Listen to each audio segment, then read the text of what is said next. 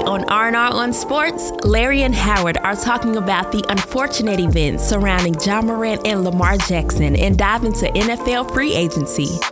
Then we have an amazing interview with former NFL stars Adam Pac-Man Jones and Chris CJ2K Johnson, as well as Jeff Trotter, the founder of Bend Don't Break, to discuss mental health and athletes. All of this and more on this week's episode of R&R on Sports. Now, here are your hosts, Larry Robinson and Howard Robertson.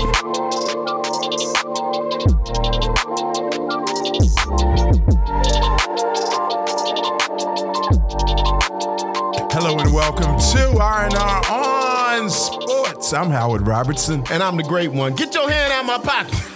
Get your hand out my pocket. Bow, bow, bow, bow, bow. Was that a gunshot or a smack? Well, you got to be clear. Well, you gotta know, be clear. well, you know, if you got a gun up in here, you're about to get fired. I didn't bring You're no about gun to get fired. I didn't bring no gun in here. I didn't bring no gun. Make sure you did. What's up, America? Sure. What's and up? And if you What's did, up? make sure it's a real one and not a little Dominique LaRue. Yeah. A Dominique LaRue model. It should have been pink. Oh, he should have had a little pink gun. How crazy is stuff? Yeah, we got to jump right in on this one, America. This is I mean, what is the matter with? I got a new song, Howard. What? Money on the flow. Money on the flow. Lord have mercy. I got money on the flow. Don't bring my Lord in this thing.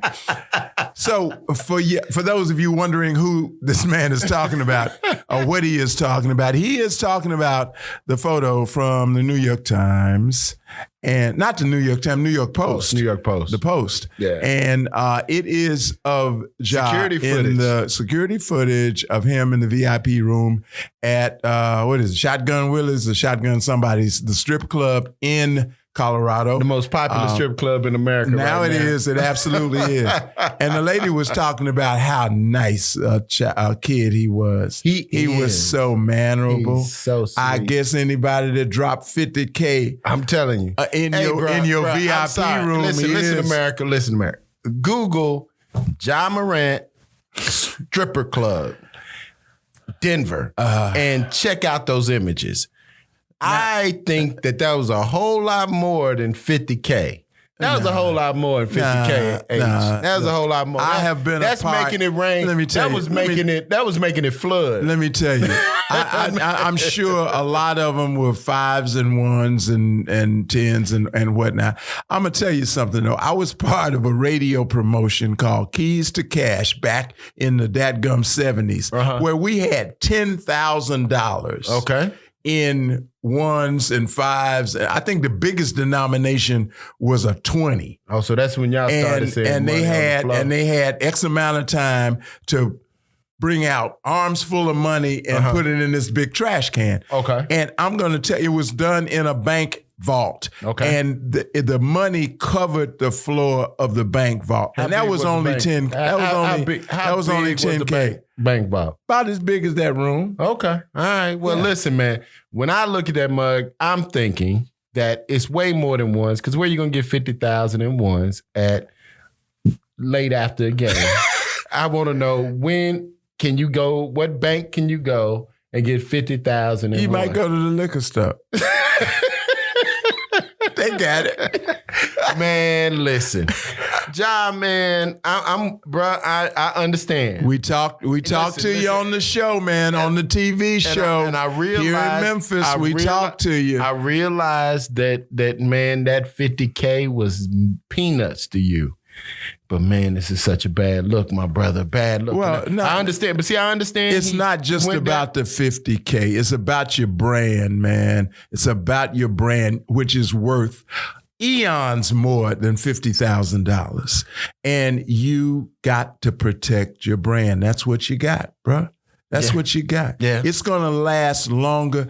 Look at Penny Hardaway. It's going to last longer. Look at Penny Hardaway. Penny Hardaway is still making crazy money every year on his shoes. Yeah. How long has it been since he played? Ooh. Okay? Ooh. You got to protect your brand. That's what we're saying. Protect your brand, bro. Who, me? Yeah, you. I do every day. Every day. Okay. Every day. Well, we got a lot to talk about. We got a lot. That's right, man. I had work to do. I had work. I'm coordinated. He coordinated his glasses. Y'all know I must be looking decent because normally he talks about me looking country. He'd be lying. Y'all can't see. But you are listening to R&R on Sports on the Kazuki Network, and we'll be right back after this. Riffin' on jazz. So all the artists today must be ladies. Must be. Oh, my favorite. You got a problem? No, that's my favorite. See, I knew. Riffin' on jazz on the Kazukian Network.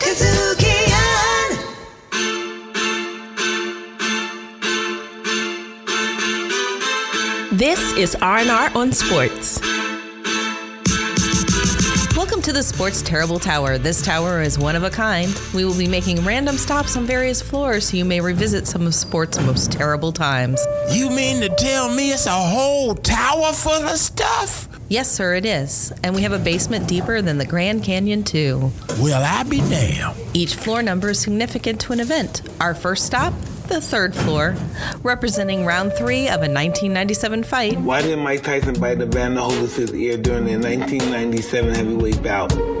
I got very frustrated and discouraged and stuff, and he was headbutting me, and I was really mad, and I didn't know what to do, and I just exploded, and I bit his ear. And no, matter of fact, I bit his ear. You hear that, fool? Next floor is number 7. By the way, do you like dogs? I sure do. I used to have... Oh, Lord! Get back in there. The owner left and never came back. His initials scratched on the wall, though. Let's see. MV. Who is that? This is the 42nd floor. The number of a U.S. president that said... But I want to say one thing to the American people. I want you to listen to me. I'm going to say this again. I did not have sexual relations with that woman. What sport? No sport, really. He was just a playa. Now up to the 32nd floor. Here's somebody you might recognize.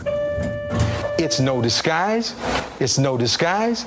It makes no sense. It doesn't fit. If it doesn't fit, you must acquit. Well, if it ain't that line AOJ. Now, we're between the 23rd and the 8th floors. To live in the moment means to enjoy each and every one that we come in contact with. When Kobe Bryant died, a piece of me died.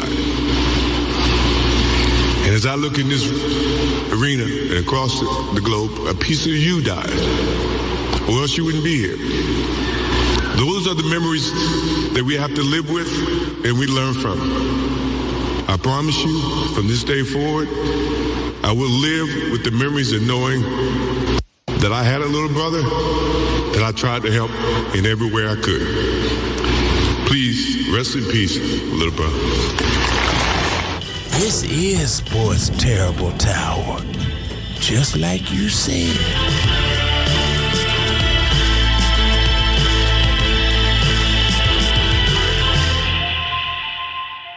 Hey, it's your guy DC. I'm back in the building here at Kazukian, bringing you the funk and funky politics Memphis. Just like our sister show, it's our news, our narratives, our way, but in our town. Y'all know how we do it around here in Memphis. Memphis is just gonna be Memphis. We're talking about that and, well, you know what? The politics, the people, the news, and the no-sirs. We talking about it all. Everything, man. Everything. Funky Politics Memphis promises to be the news you need. Tune in on the Kazukian Network. Follow at Funky Politics Mem. That's Funky Politics MEM on social media for updates along the way. I am DC, and I'm out of here. See you soon. Kazukian. Check out all your Kazukian favorites now. Download the Kazukian app, available on Android and iOS.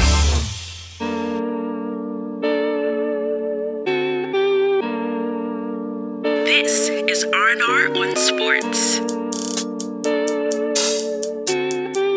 Back for more R&R on Sports. So, update to the Ja Morant saga. He has been suspended without pay for 8 games. By the time you hear this, that suspension will probably be over because it counts the 5 or 6 that he's already missed. And what else?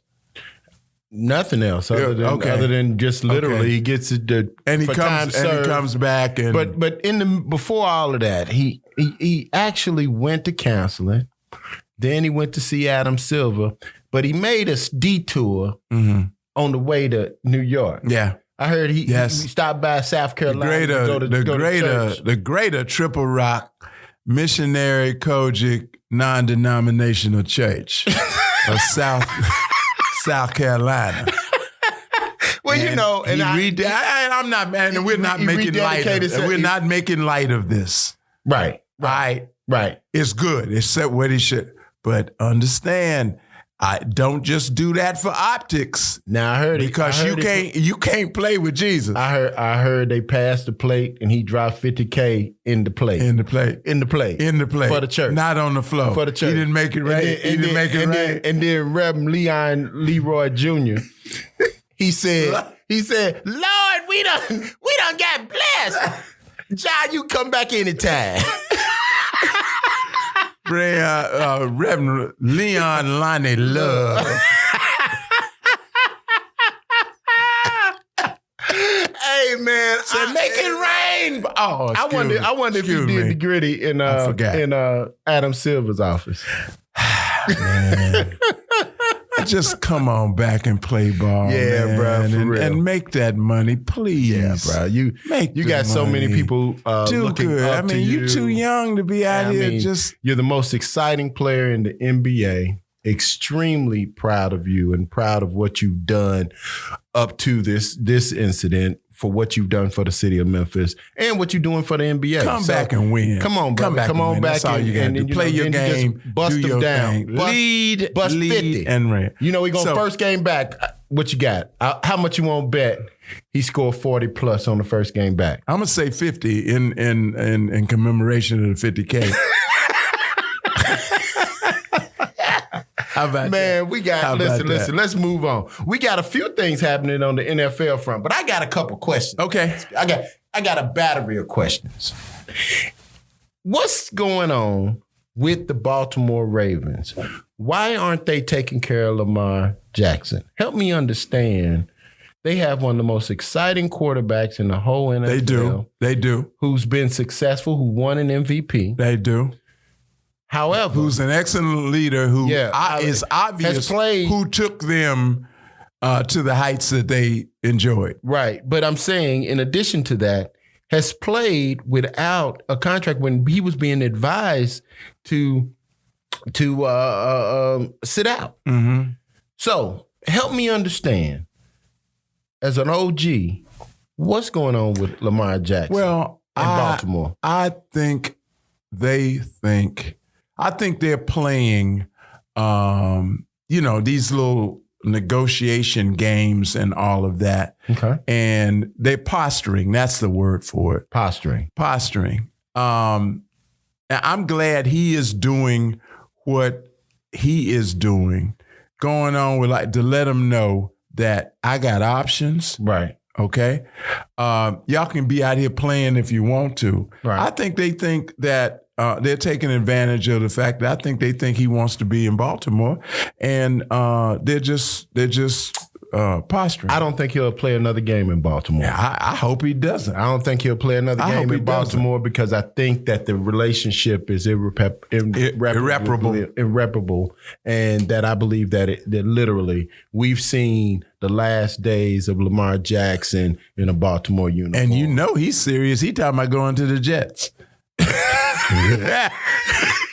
Speaking of the Jets, Aaron Rodgers. Do you see Aaron Rodgers in Green Bay? Man, I think Aaron Rodgers ought to go to the house. Really? No, I don't see him. Really? In Green Bay. No, I mean, he was a contender for MVP of the league last year. I mean, Aaron Rodgers is balling. Know when to say when. What are you talking about, man? See, there you go with that. Now, see, that's when I'm gonna stop talking to you because it don't make. Do I see him in Green Bay? Nope. I don't see him in Green Bay. You don't see him in Green Bay? I don't. All right. So last is certainly not least, where do you see the NFL going as it relates to these quarterbacks? You got Jalen Hurts. You got a lot of African-American quarterbacks that are really at a point of getting paid. And then Deshaun Watson, the fact that he got a non-guaranteed contract seems to be messing up the situation. I mean, a 100% guaranteed contract. I'm sorry. Yeah. And literally that seems to be the sticking point. They want to make it that he's an outlier. However, with all these quarterbacks coming up for negotiations for their new contracts, including at the front of the line, Lamar Jackson, Jalen Hurts. I want to say Josh Allen is one that's got a contract coming up. No, Josh just signed one. Josh just signed the contract. It's another big-time quarterback Justin Herbert.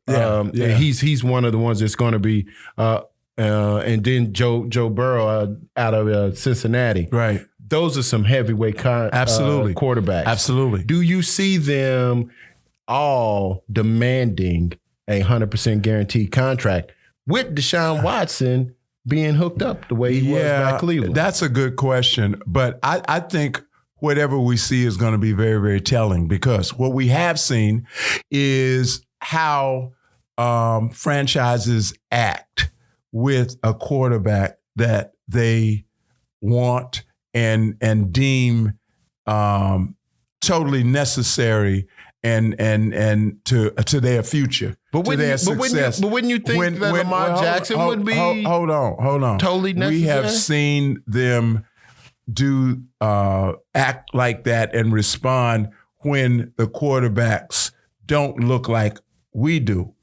Okay.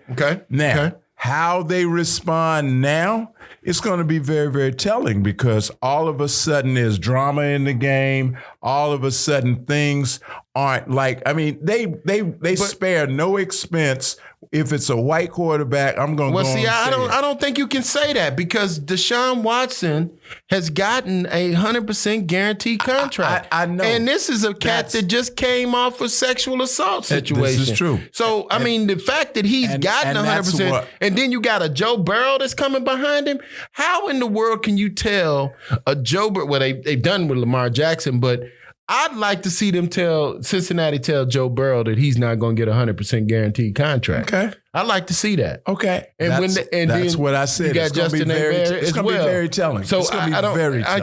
I just don't see how, if you get these quarterbacks, if these quarterbacks collude like I believe the NFL has, I think it's going to be really challenging for the NFL to not give 100% guaranteed quarterback to quarterbacks because of that. Generally, it's going to have to be. It's going to have to be. They are at the precipice of change in a way that we've not seen. Larry, with all of these, you had just one slight misstatement.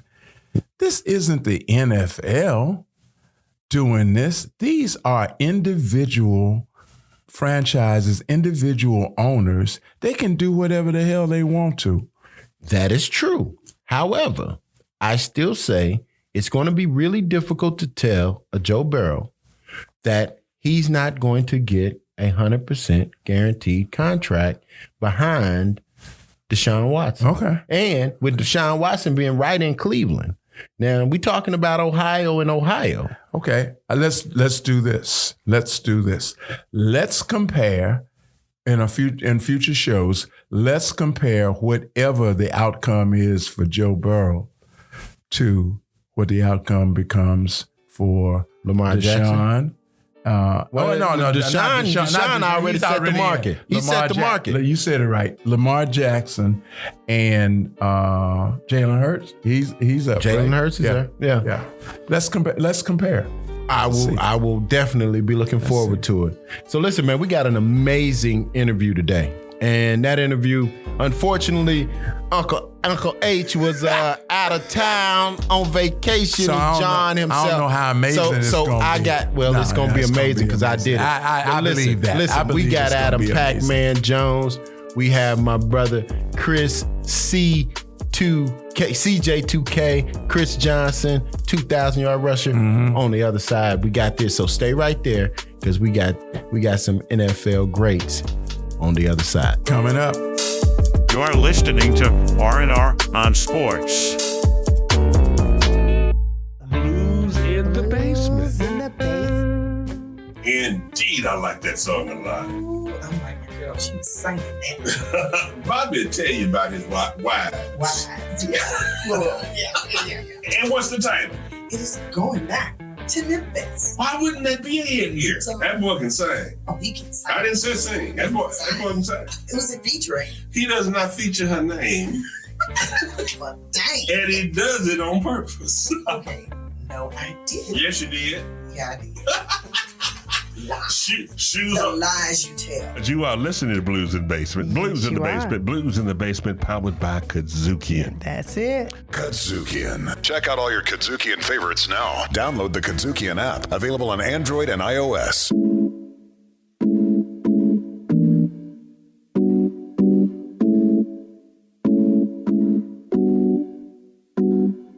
This is R&R on Sports.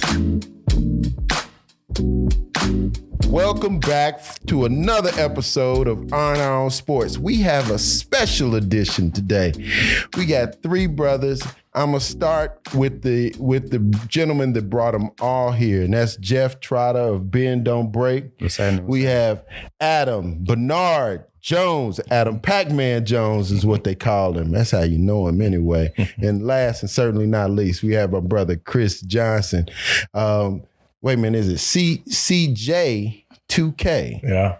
Really, now you got to unpack that. Let's start with that. The CJ2K. Can I unpack that for you? You want to unpack it for him? Go ahead. You know you cold when they start calling you 2K. You know the game. Right.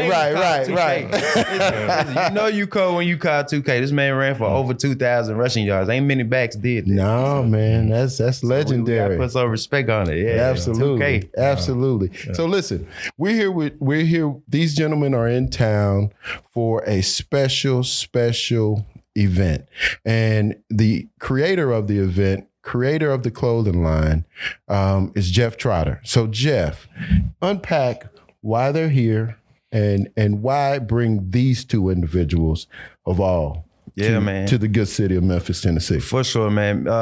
Memphis has been traumatized, to say the least. We've been through a lot. Oh, yeah. From the Liza Fletcher situation, Ezekiel Kelly, to most recently, all over the national news with Tyree Nichols. Absolutely. And, you need a space to process those things. Okay. And I chose these guys because I know they came from the struggle and they can empathize, they can connect with a lot of my youngins here in Memphis. For people that don't know, I worked in the nonprofit space doing some mentoring for over 10 years here in Memphis. Okay. And I'm concerned about people always talking to the kids, but they don't talk with the kids. They don't process, and they don't see themselves in their shoes. So I want them to know, hey, you can make it out. And these guys deal with mental health. They deal with a lot of the same things that you're dealing with as well. So that's why they're here for the Bend Don't Break Summit. We have that going on tonight. Okay. Well, cool. Bend Don't Break. Now, what does that mean to you, Pac-Man? First of all, Trump, man, we go all the way back. Me and Jeff, all the way back, middle school, high school, playing against each other. But I'll get back into that later. But Bend Don't Break, that's basically a definition of me, man, of our lifestyle, of the struggle, of the household, of how we raise our kids. Every morning that we wake up, everybody gonna have problems. Everybody gonna go through something. And I love the slogan, Bend Don't Break, because, I tell my kids every day, what you think bad, somebody else is going way worse than that. You know what I mean? So I'm all for the cause. I love what he's doing. I think I can reach at least 5 of these kids. Out of 5,000 kids, out of 3,000 kids, my goal is to reach 1 or 2 of them, maybe 5 of them at the most, that can understand what we're saying and know that the process is a little longer. Right. But you got to enjoy the process. Absolutely. And that's why I'm here, man, because I enjoy my process. I had a lot of ups and downs. Right. Times I've cried. I'm talking about from middle school, from childhood, seeing my father getting killed in front of me. Oh, wow. From the Vegas nights that nobody ever thought I would play again, to breaking my neck. All that has a true definition to me with Bend Don't Break. Got it. Chris. Yeah, with Bend Don't Break, to me, it's like within the definition. You know what I'm saying? Like a lot of kids these days, they think things happen like this with the new social media world. They think, like, if you talk about rappers, you talk about athletes, businessmen, even the stuff that you got going on, they think you just probably came here yesterday and just put all this stuff up and it's just running smoothly. Right. It takes time. Everything takes time. Even when athletes, you go through high school, you might get injured or you might not be playing right away when you get to college. You got to just put in that work. And eventually, things not going to always be going on the up or going how you want it to be. Mm-hmm. So that's when, you know what I'm saying, it's going to bend. Right. Just don't break. Just keep hustling, keep grinding, and then everything's going to come through. So. Got it. Tell me about y'all's upbringing, man. You know, where you from originally, and then, just tell me what the household was like. I'm an inner city kid from Atlanta. My household was lovely. I grew up in Bankhead Projects, but I was loved. Right. I will say this, like my grandma, my granddaddy, my dad passed away right in front of me when I was young. But besides that part of going through that mental struggle, and that took a while, but I was loved. Even though we was in the projects, it was dangerous. It was Vietnam. And when you are in that situation, you really don't look at it like that. Right. You be like, oh yeah, that's normal. Right. Which is crazy to say right now. We normalize trauma. But yeah, and I grew up, I'm the only child. My grandma had me, James, and Lewis, which is my other two cousins. Right. We stayed with my grandma. My mom was moving around so much. Right. And my grandma passed away. She got sick my senior year. Right. She passed away the backyard brawl of my freshman year. Okay. I actually missed them, the only games I ever probably missed from high school to college. But I missed the backyard brawl and the bowl game of my freshman year. Okay. Thank God to Coach Bird, man. Wherever you at, Coach Bird, I fucking love you, man. You came and got me while I was in Atlanta doing knucklehead stuff. And top player in the nation, didn't even want to go back to school. Really? Yeah, man. So, yeah, that's my story, man. My story is like, hell of a basketball player. Forget about that. Yeah, no, y'all. I wanted to break that one, man, because everybody don't know about that side of Pac-Man Jones. So, Chris, tell me about your upbringing, man. Where you from? I'm from Orlando, Florida. Okay. Grew up on the rough area, the projects around there. I'm the youngest of 4 boys, so my mom had 4 boys. So we all used to stay together with my cousins. So it was 2 other cousins. So it was always 6 boys, and I was always the youngest. You know what I'm saying? Wow! So I always had to fight. You always had to punch up. But it's all good. But like Pat say, man, it was always love. Everybody, it was love. We grew up around love. You know what I'm saying? And growing up like that.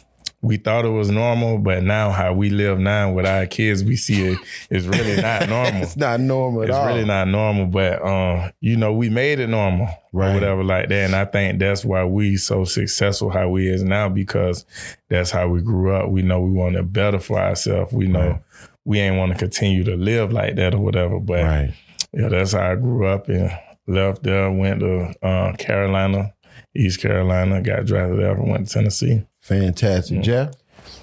Well, he don't know. We've been playing ball against each other since I was about 5th, 6th grade. Really? The first time I met Pac-Man, we got in a fight. Nah. We was at Georgia State. I'm playing. I'm scoring. I'm scoring buckets. Yeah, we lost, but I cheated. But look, I see this little dude hopping up, popping me with an elbow in my nose. He just, I'm like, man, who is this little shit, man? Like, who's the dude? You know what I mean? First time. I'm going off. He everything but a child of God. Since 7th grade. Huge. I'm going off. I get to the free throw line to shoot the take. I see my daddy standing up in the box up there. I'm like, man, he gonna whoop my ass when I get off. So from day one, we had been pitted against each other as rivals. He came out of Boat Rock. I'm from College Park. Right.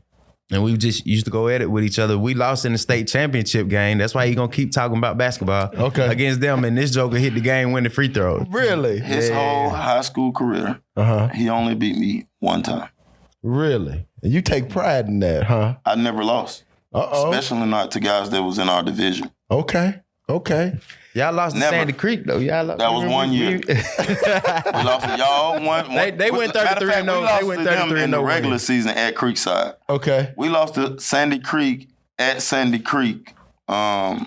I think it was right before state. Okay, well, the last thing I want to do before we leave this segment and come back to next segment, but many people don't know that you were an elite basketball player. In fact, signed to play basketball and football. Yeah, I was just telling CJ this. I had West Virginia, I had Georgia Tech, I had NC State. And my coach come in, it was like a couple of days before signing day. And I already knew my coach wanted me to go to Georgia so he can get the paper, you know what I mean? Right. I wasn't going to Georgia. You wasn't going to Georgia? Wasn't even in my mind, you know? Okay. I was kind of pissed with Georgia because close to home? one of my best friends who was in the project was Dave Jacobs. He was going to be the #1 draft pick that year and had a heart attack. And I didn't feel like Georgia did enough for him. So Georgia was already out of there. Right. So that's why I went and committed to Georgia Tech. So I'm like, all right, at least I get to play these fuckers. Okay. But yeah. And then was this during Bobby Crimmins days? Or no, this was Chan Gailey. Okay, Chan Gailey. Yeah. Oh, no, now you was going to play ball at Georgia Tech as well? Basketball? Yeah, I actually got offered basketball before I got offered football at Georgia Tech. He was All-State basketball, All-State football, and All-State track. Yeah, I had a good little run. And a super athlete. Catching alley-oops at 5'10", you know what I mean? No joke. Yeah, I appreciate that, Troy. I was pretty good. But listen, hold on real quick. Listen. You're listening to R&R on Sports, and we have today with us, we have CJ2K, Chris Johnson, we have Adam Pac-Man Jones, and we have my brother, Jeff Trotter, in the studio today. Listen, don't go nowhere. We're going to come right back with more, so stay tuned. Human Speed with Kirk Whalum. Avery Sunshine, I am just overjoyed to spend some time with you. Listen, what you know about pot liquor? You from Memphis, so you know. My favorite part of all of that, I'm like, don't throw that away. Human Speed with Kirk Whalum.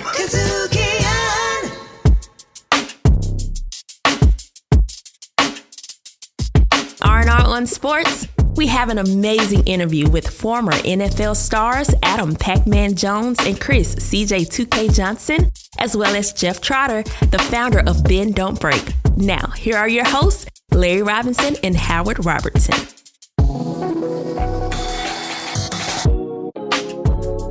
We're back with more R&R on Sports.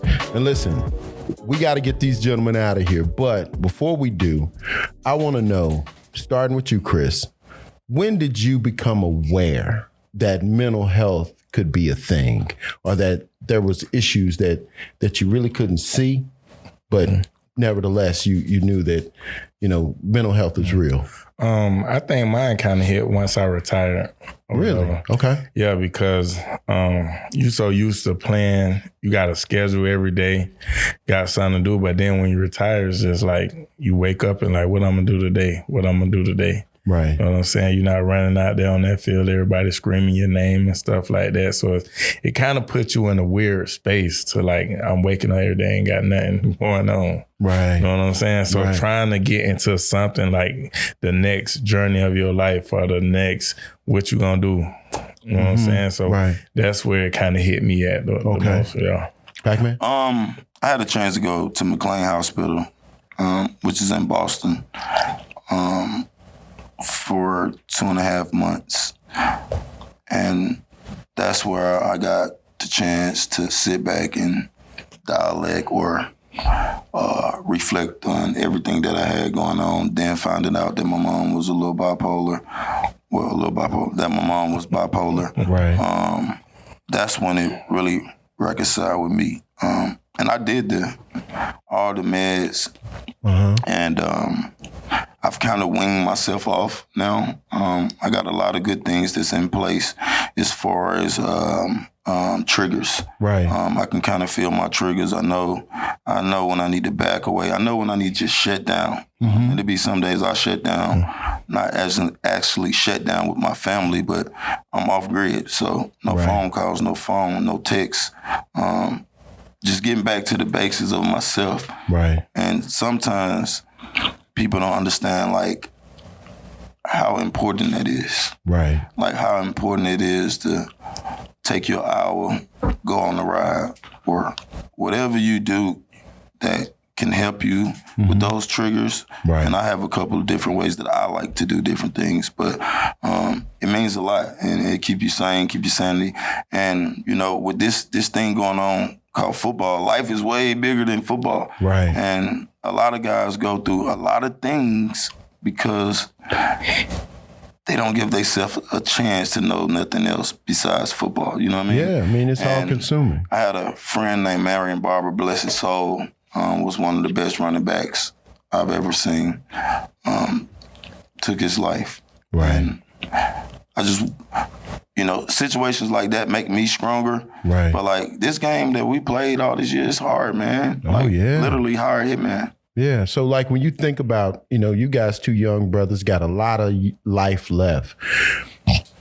CTE, do y'all think about that? Do y'all think about the trauma and things like that that may have been caused by concussions and things like that? Is that something that you guys think about?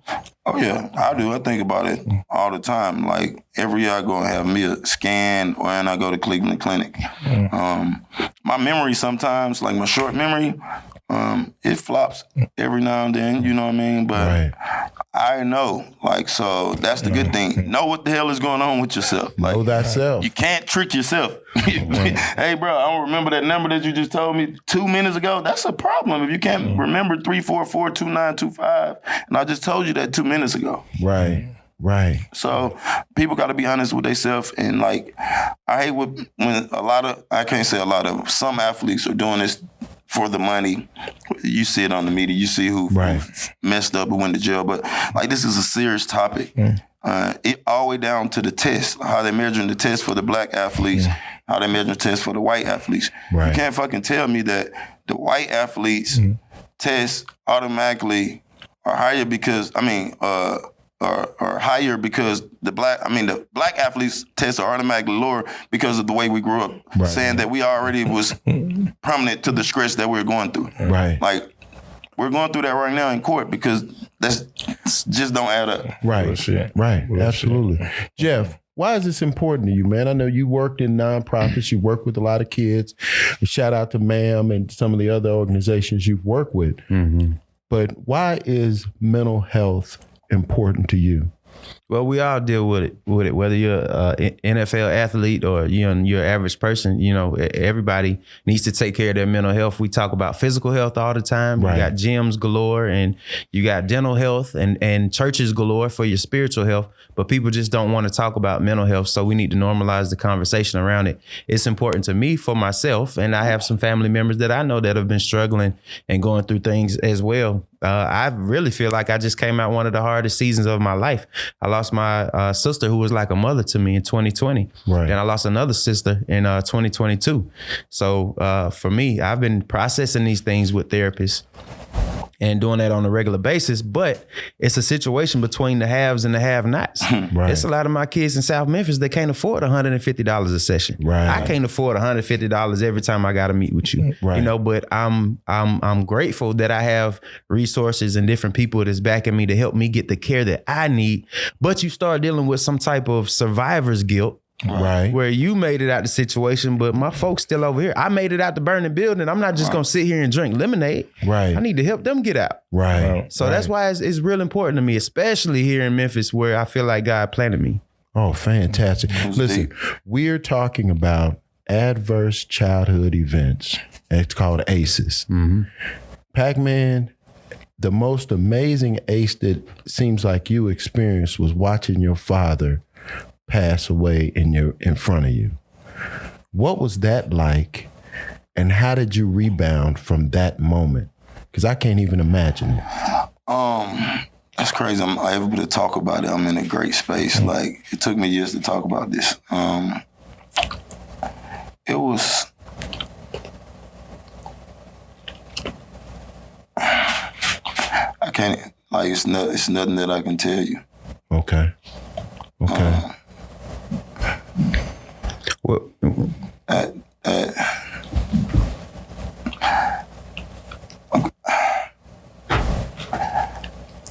Are you asking me how was it to go through it, or are you asking how did you rebound? What was in you? At the time, I didn't rebound.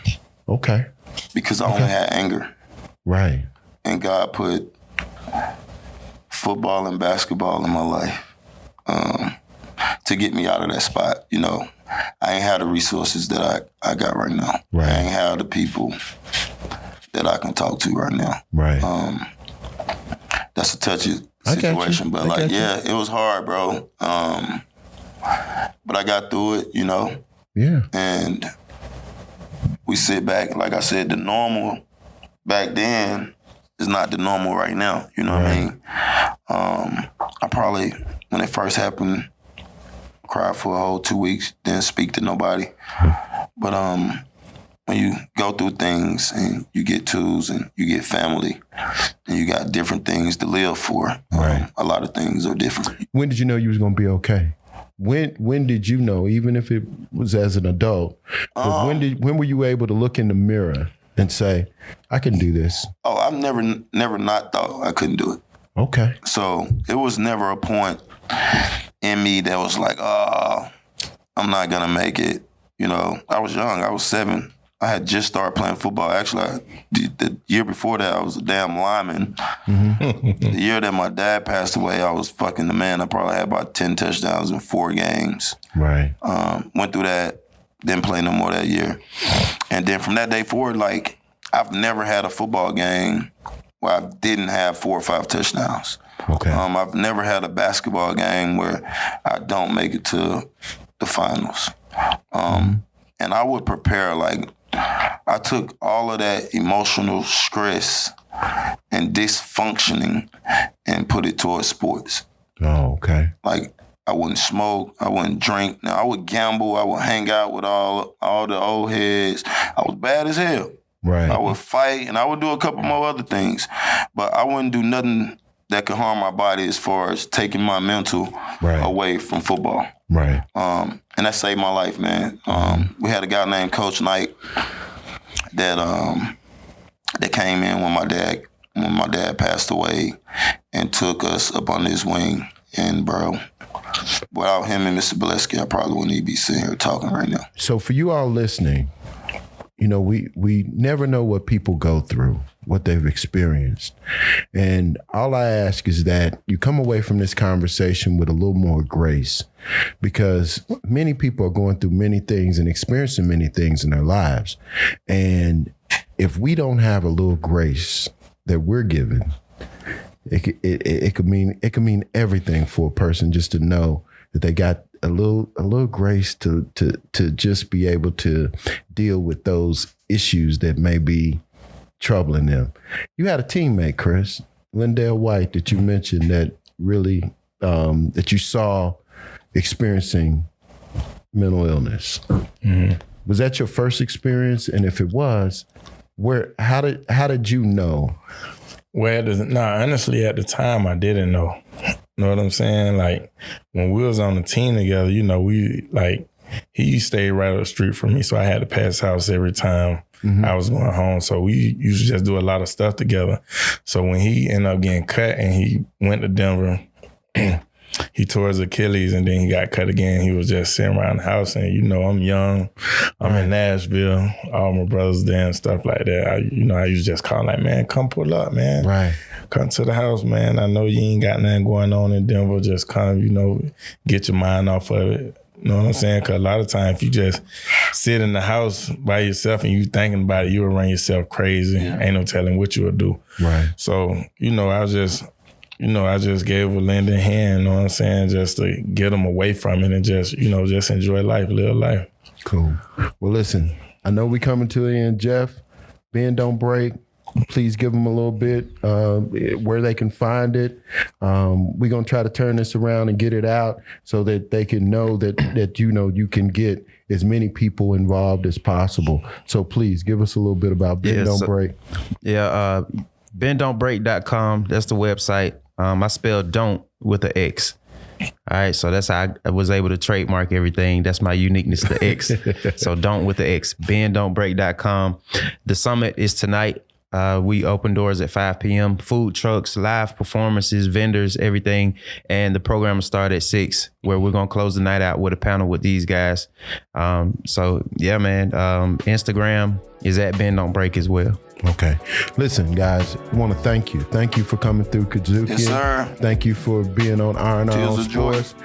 We love you guys. I mean, we appreciate what you're doing. Yes, you got a home here. So whenever y'all come back through, even if you're just riding by, come on through and holler at us, man. And let's chop it up again. But thank you very much. Listen, thank you. This is R&R on Sports. We got Jeff Trotter, Pac-Man Jones, and Chris Johnson.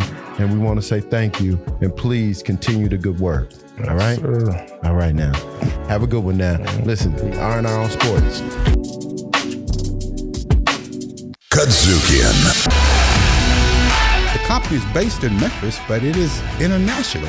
A new building, an expanded team, new equipment, a new studio, all inside of 7 years. The resources that we were able to utilize with Kazookian and their team has been incredible. And our partners at Kazookian has been a large part of our success. One, it's Black owned. So we get to tell our own stories in our own way. I'm so proud of the founder, Larry Robinson, and his entire family and all of the team here at Kazookian. We are so proud of their progress that they've made here in Memphis. With social media and the technology we have today, the world is listening.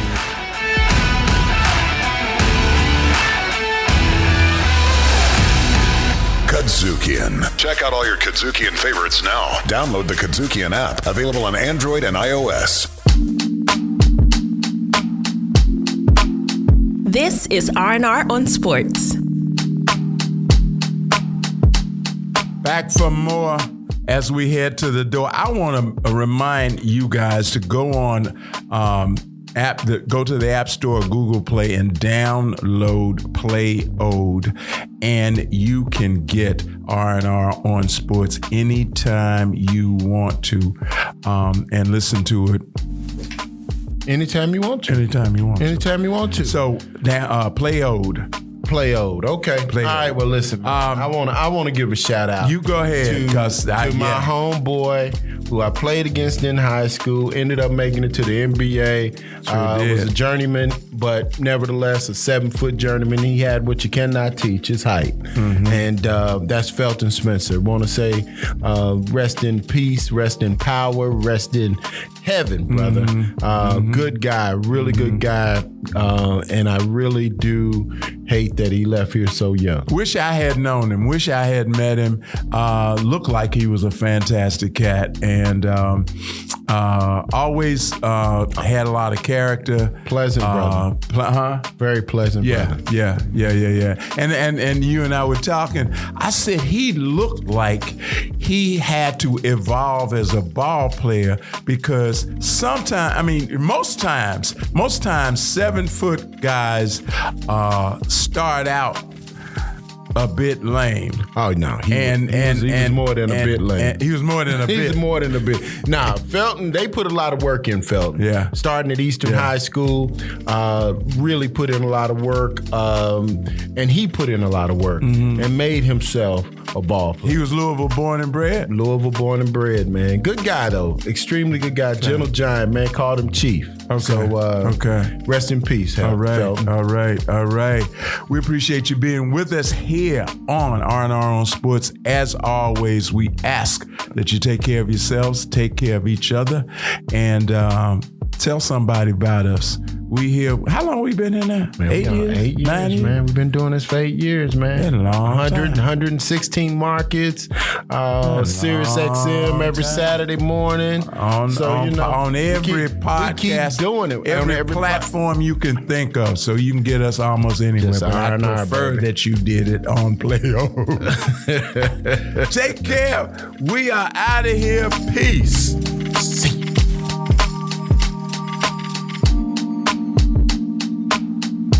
R&R is hosted by Larry Robinson and Howard Robertson. R&R is directed, produced, recorded, and distributed by Kadzukian.